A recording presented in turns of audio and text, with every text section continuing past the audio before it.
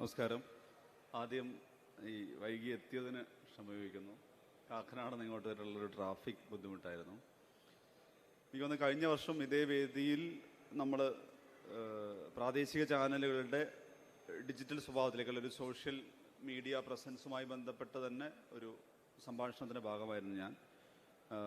എനിക്ക് മുമ്പ് സംസാരിച്ച രണ്ടുപേരും ഹർഷനും രാജ്മോഹൻ ജിയും ഓൾമോഡ് ഇത് സംസാരിച്ചെന്ന് വരുന്നു. ഹർഷൻ അതിൽ ഒരു കൺവേർജൻ സ്വഭാവത്തിൽ പുതുതായി വന്നതിൽ ഏറ്റവും ശ്രദ്ധേയമായി മാറിക്കൊണ്ടിരിക്കുന്ന, കൂടുതൽ ജനപ്രിയമായി മാറിക്കൊണ്ടിരിക്കുന്ന ന്യൂസ് മലയാളം എന്നുള്ള ചാനലിൻ്റെ തലപ്പത്തുള്ള ആൾ എന്നുള്ള നിലയിൽ കൂടി തന്നെ ഒരു കൂടുതൽ ദൃശ്യതയിലേക്ക് എങ്ങനെ ചാനലുകൾ എത്തിക്കാം എന്നുള്ള കാര്യത്തിൽ കുറച്ചുകൂടി കാര്യപ്രാപ്തമായിട്ട് സംസാരിച്ചെന്ന് കരുതുന്നു. എനിക്കൊരു ഡിജിറ്റൽ ഒറിജിനൽ, ഡിജിറ്റൽ ബോൺ പ്ലാറ്റ്ഫോമിൻ്റെ ദ ക്യൂബ് പോലെ ഒരു ഡിജിറ്റൽ ബോൺ പ്ലാറ്റ്ഫോമിൻ്റെ പ്രതിനിധി എന്നുള്ള രീതിയിൽ കൂടി പറയാവുന്ന ഒരു കാര്യം, ഞാൻ സ്വാഭാവികമായിട്ട് വീട്ടിൽ പോയാലാണ് ഞങ്ങളുടെ നാട്ടിൽ പ്രാതിനിധ്യമുള്ള, സാന്നിധ്യമുള്ള ഞങ്ങളുടെ നാട്ടിലുള്ള ലോക്കൽ ചാനലുകൾ കാണുന്നത്. അതുകൂടാതെ എനിക്ക് തോന്നുന്നു കണ്ണൂരിൽ നിന്നുള്ള ഒരാളെന്നുള്ള രീതിയിൽ കണ്ണൂരിൽ നിന്നുള്ള റീജിയണൽ ചാനലുകളുടെ സോഷ്യൽ മീഡിയ പ്രസൻസ് കൂടുതൽ കമ്പയറിങ്, ഇപ്പോൾ തൃശ്ശൂരുള്ള TCV പോലുള്ള പ്ലാറ്റ്ഫോമൊക്കെ കാണാം. അതല്ലാതെ കണ്ണൂരുള്ളവർക്ക് കുറച്ചുകൂടി ഒരു പ്രാമുഖ്യം അല്ലെങ്കിൽ ഒരു മേൽക്കൈ ഈ സോഷ്യൽ മീഡിയ ദൃശ്യത്തിലുണ്ടെന്ന് തോന്നിയിട്ടുണ്ട്.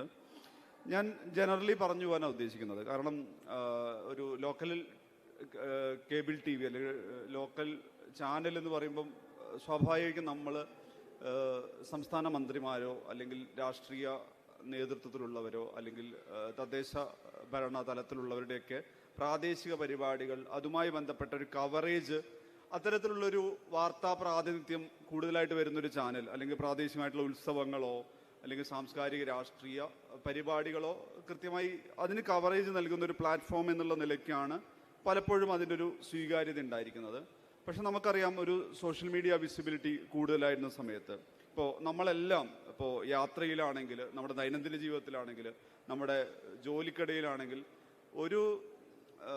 നമ്മളുടെ നല്ലൊരു വിഭാഗം ആളുകൾ, അതായത് യൂത്ത് മുതൽ പല പ്രായത്തിലുള്ള ആളുകൾ നോക്കി കഴിഞ്ഞാൽ ഒരു 5 hours പ്ലസ് ഒക്കെ നമ്മൾ നമ്മുടെ മൊബൈൽ ഫോണിൽ, നമ്മുടെ കയ്യിലുള്ള ഗാഡ്ജറ്റിൽ സ്പെൻഡ് ചെയ്യുന്നൊരു സമയമാണ്.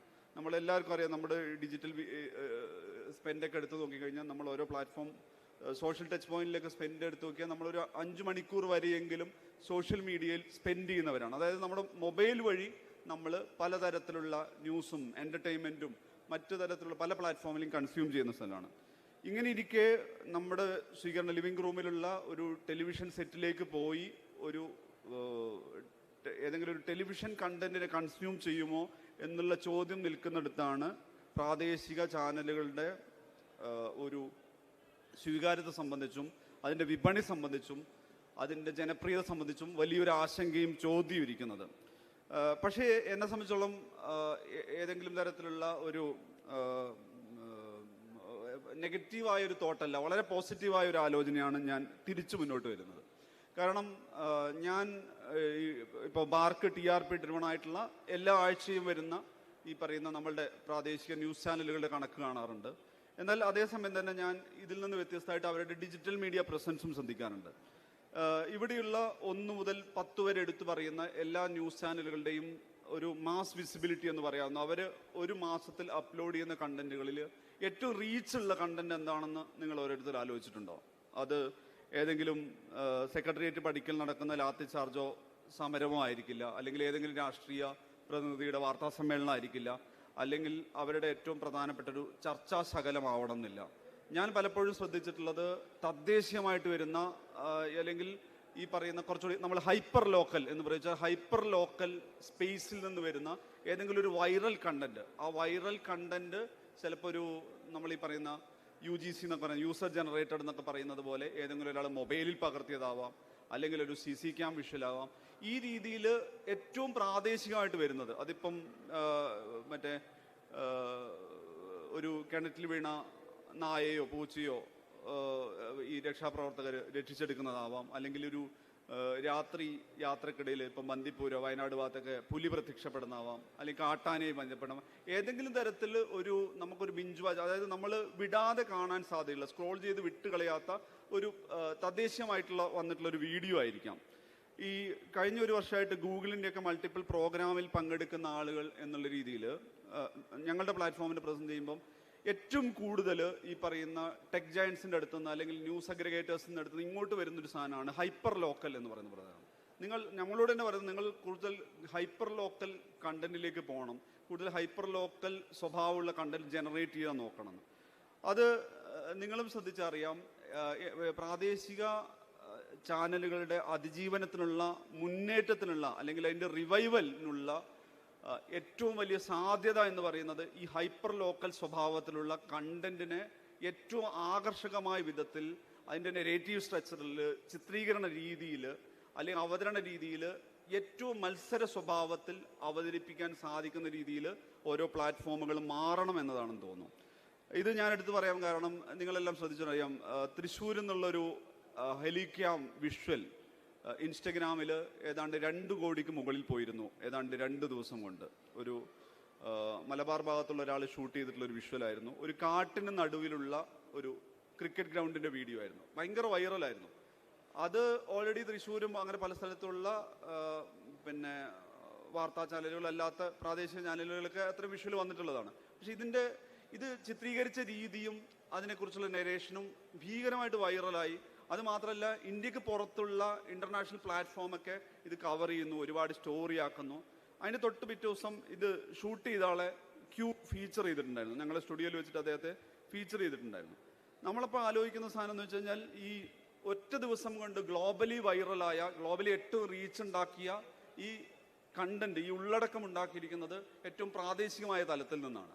അപ്പോൾ ഇത്തരം സാധ്യതകളുണ്ട്. നമ്മളുടെ ഫോർമാറ്റിൽ എവിടെയെങ്കിലും അതിൻ്റെ ശൈലീപരമായിട്ട്, അതിൻ്റെ ചിത്രീകരണ രീതിയിൽ, അവതരണ സ്വഭാവത്തിൽ ഒരു കൺവെൻഷണൽ ഫോർമാറ്റാണോ എന്നുള്ളത് നമുക്കെല്ലാം അറിയാം. ദൂരദർശൻ തുടക്കമിട്ടിട്ടുള്ള വളരെ ഔപചാരികതയുള്ള, ഭയങ്കര ഈ പറഞ്ഞ അതിൻ്റെ അവതരണത്തിലും ഈ ശൈലിയിലൊക്കെയുള്ള ഒരു സാമ്പ്രദായിക ശൈലിയെ മറികടന്നുകൊണ്ടാണ് പിന്നീടുള്ള ഏഷ്യാനെറ്റ് ഉണ്ടായിരുന്നത്. അത് കഴിഞ്ഞ് ഇന്ത്യ വിഷൻ വരുന്നു. പിന്നെ കുറെ കഴിഞ്ഞിട്ട് ഈ ശ്രീകണ്ഠൻ നായരും 24 ന്യൂസൊക്കെ വന്ന സമയത്ത് ഈ ഔപചാരിക സ്വഭാവത്തിലുള്ള ഈ പറയുന്ന ഒരു വാർത്താവതരണത്തിൻ്റെ തനത് ശൈലി അങ്ങ് പൊളിച്ചു കളഞ്ഞിട്ട് ഒരു പെർഫോമൻസ് ഡ്രിവൺ ആയിട്ടുള്ളൊരു പ്രസൻറ്റേഷൻ വന്നു. ഒരു സ്ഥലത്ത് നമ്മളുടെ വ്ളോഗേഴ്സും ഈ പറയുന്ന യൂട്യൂബേഴ്സും കണ്ടന്റ് ക്രിയേറ്റേഴ്സൊക്കെ കൊണ്ടുപോകുന്ന ഒരു മാസീവ് റീച്ചുള്ള രീതിയിൽ വളരെ ഒരു പോപ്പുലർ സ്റ്റൈലിൽ വരുന്ന സമയത്ത് ടെലിവിഷൻ ഒരു പെർഫോമൻസ് ഡ്രിവൺ സ്വഭാവത്തിലേക്ക് വന്നു. ഈ തദ്ദേശീയ ചാനലുകൾ ആ തരത്തിൽ ഉള്ളടക്കത്തിലെ ആകർഷണം എന്നുള്ളതിനപ്പുറത്ത് അതിൻ്റെ അവതരണത്തിലും ചിത്രീകരണ ശൈലിയിലൊക്കെ ആ തരത്തിലുള്ളൊരു ആകർഷകത്വം ഉണ്ടാക്കുന്നുള്ളൂ എന്നുള്ള ഒരു വലിയ ചോദ്യമുണ്ട്.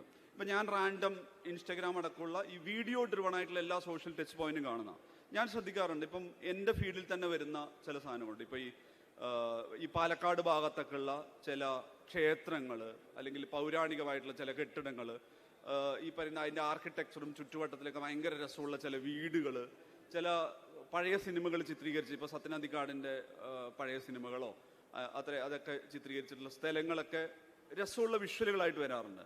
അവിടെ ഒരു വോയിസ് ഓവർ നരേഷൻ പോലും ഉണ്ടാവില്ല. ഏതെങ്കിലും ഒരു മ്യൂസിക്കൽ പശ്ചാത്തലത്തിലായിരിക്കും ഈ വീഡിയോ വരുന്നത്. പക്ഷെ നമ്മളതിൻ്റെ റീച്ച് എടുത്ത് നോക്കിയാൽ അറിയാം, അത് മിനിമം ഒരു 30 ലക്ഷമോ 40 ലക്ഷമോ 50 ലക്ഷം പേരിലേക്ക് എത്തിയിട്ടുണ്ടാവും. അപ്പോൾ ഈ തദ്ദേശീയമായി പ്രയോജനപ്പെടുത്താവുന്ന, ഞാനത് കുറച്ചുകൂടി സ്പെസിഫിക് ആയിട്ട് പറഞ്ഞാൽ, തദ്ദേശീയമായി പ്രയോജനപ്പെടുത്താവുന്നൊരു സാധ്യതകളെ വേർതിരിച്ചെടുത്ത് ഈ പറഞ്ഞ പതിവ് ശൈലി വിട്ട് എന്തൊക്കെ ചെയ്യാൻ പറ്റും, അവിടെ ഒരു ഹൈപ്പർ ലോക്കൽ കണ്ടന്റിൻ്റെ സാധ്യത തിരിച്ചറിയാൻ ശ്രമിക്കണം എന്നാണ് എനിക്ക് പ്രധാനമായിട്ട് പറയാനുള്ളത്. ഒരുപക്ഷെ കുറച്ചുകൂടി രസമുള്ള സ്റ്റുഡിയോ ഉണ്ടാക്കലോ കുറച്ചുകൂടി ബെറ്റർ ക്യാമറ ഉണ്ടാക്കലോ അല്ല അതിൽ പ്രധാനമുള്ളത്. അത് ചിലപ്പോൾ നിങ്ങളുടെ ഐഫോണിൻ്റെ ലേറ്റസ്റ്റ് എഡിഷനിൽ ഷൂട്ട് ചെയ്താൽ പോലും ഓഡിയോയിലും വിഷ്വലൈസേഷനിലും ഏതെങ്കിലും തരത്തിലൊരു പുതുമ ഈ പറയുന്ന പുതുതലമുറയടക്കം അല്ലെങ്കിൽ സോഷ്യൽ പ്ലാറ്റ്ഫോമുകളടക്കം ആകർഷിക്കത്തക്ക ഒരു പുതുമ നിങ്ങൾക്ക് സൃഷ്ടിച്ചെടുക്കാൻ പറ്റുമോ എന്നുള്ളതാണ് പ്രധാനമായിട്ടും നോക്കേണ്ടത്.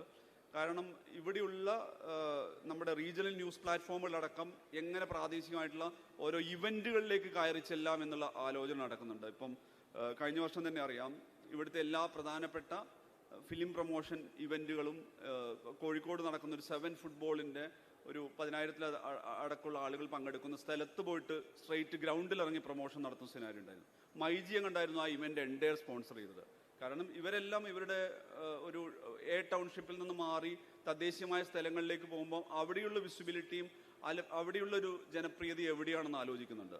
ഇതേ സമയം തന്നെ നിങ്ങൾക്ക് ഇൻസ്റ്റഗ്രാമിൽ നോക്കി അറിയാം, ഓരോ സ്ഥലവുമായി ബന്ധപ്പെട്ട ഇപ്പോൾ തൃശ്ശൂരിൻ്റെ ഒരു ഇൻസ്റ്റഗ്രാം പേജ് ഉണ്ടാവും, ട്രിവാൻഡ്രത്തിൻ്റെ ഇൻസ്റ്റഗ്രാം പേജ് ഉണ്ടാവും. ഈവൻ അദാനിയുടെ നിയന്ത്രണത്തിലുള്ള ഇപ്പം വിഴിഞ്ഞം പോർട്ടോ അല്ലെങ്കിൽ എയർപോർട്ടോ വരുന്ന സമയത്ത് അതിനെ പുഷ് ചെയ്യാൻ, അതിനെ പ്രൊമോട്ട് ചെയ്യാൻ പോലും ഉപയോഗിക്കുന്നത് എൻ്റെ ട്രിവാൻഡ്രം, ഞങ്ങൾ കണ്ട ട്രിവാൻഡ്രം, ട്രിവാൻഡ്രത്തുകാരെന്നൊക്കെ പറയുന്ന കുറേ തദ്ദേശീയ പേജുകളാണ്.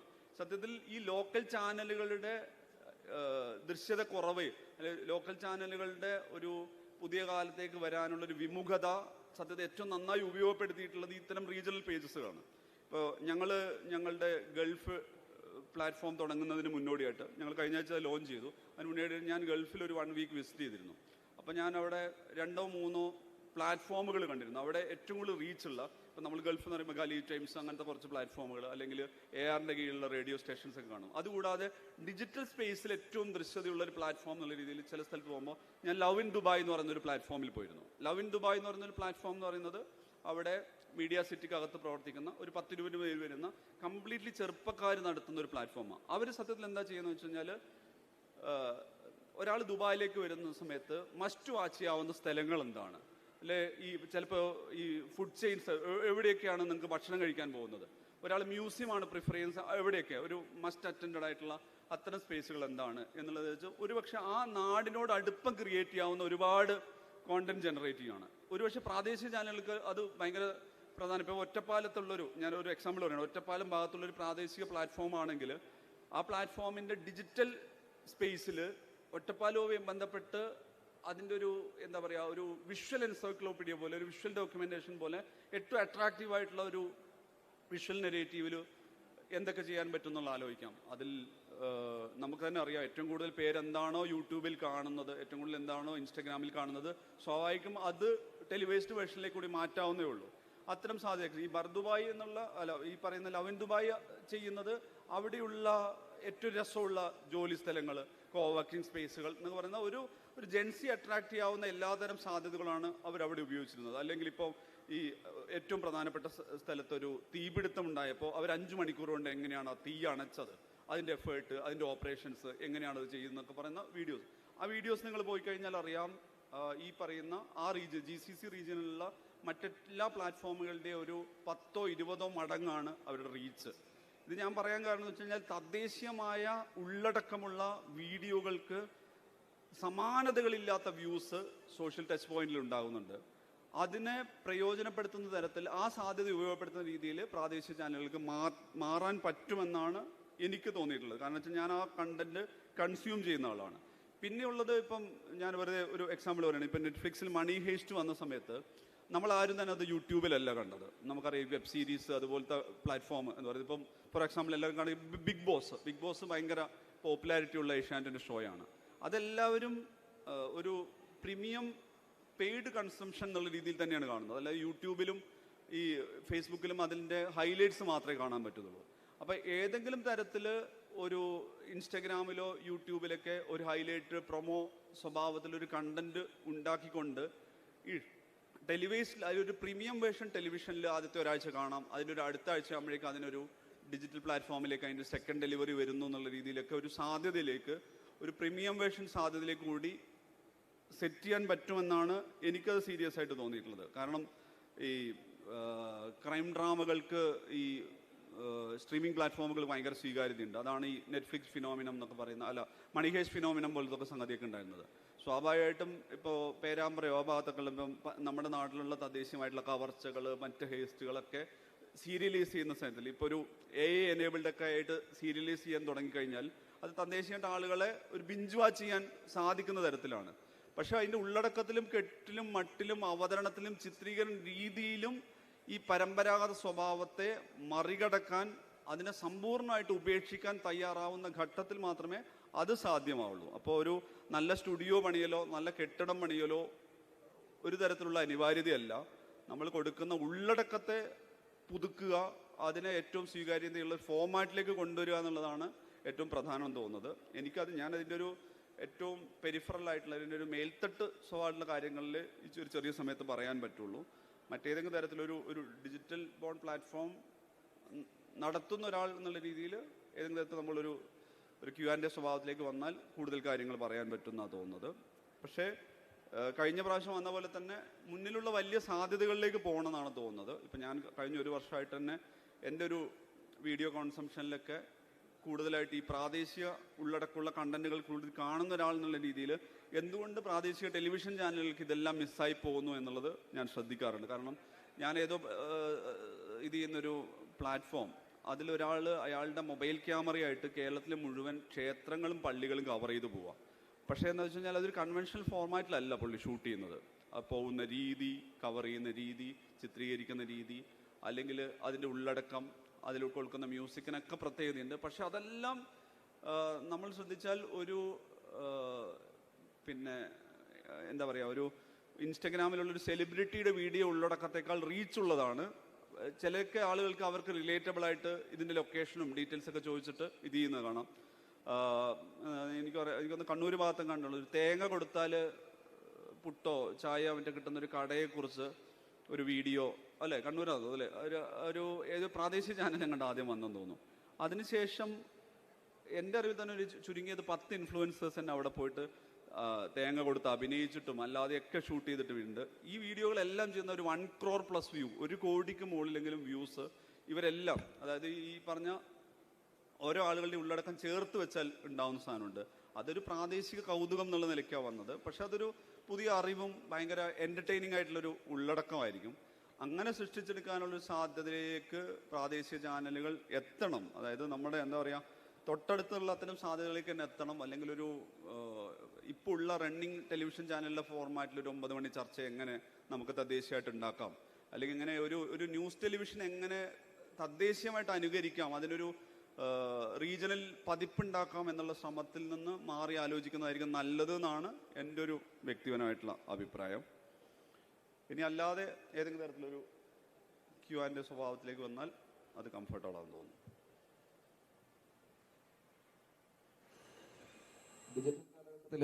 പ്രാദേശിക ചാനലുകൾക്ക് ഇനിയും വലിയ സാധ്യതകൾ ഉണ്ട് എന്നാണ് മനീഷ് പറഞ്ഞു വെച്ചത്.